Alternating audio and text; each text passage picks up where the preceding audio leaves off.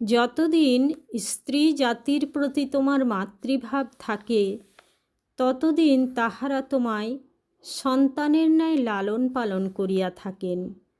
কিন্তু যখনই তাহাদের প্রতি তুমি কামভাবে দৃষ্টি নিক্ষেপ করিতে আরম্ভ করো, তখনই বিবাহেচ্ছা তোমার হৃদয়ে বলবতী হয়। বিবাহের পর নারীকে পত্নীরূপে লাভ করিলে লালন পালনের ভার আর নারীতে থাকে না, তাহা তোমার উপর আসিয়া পড়ে। পত্নী ভার্যা বা ভরণীয়া হয়েন।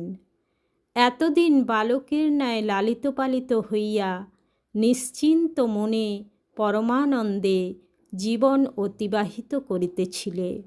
এক্ষণে বিবাহ বন্ধনে আবদ্ধ হইয়া চিন্তারূপ জ্বরে শরীর মনকে মলিন করিয়া দুঃখময় সংসারে দুঃখের ভার মস্তকে ধারণ করত অতি কষ্টে দিন যাপন করিতেছ। নির্মল ললাটে চিন্তার রেখা দেখা দিল। হৃদয় হইতে শান্তি চিরকালের জন্য তিরোহিত হইয়া গেল।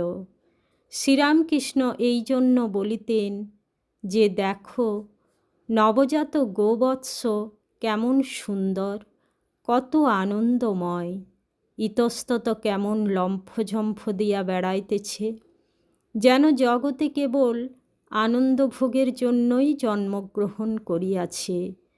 কিন্তু যেদিন হইতে উহার গলায় রজ্জু সংলগ্ন হইবে, সেই দিন হইতেই উহার রূপ ও আনন্দ উভয়ই ধীরে ধীরে নষ্ট হইয়া যাইবে।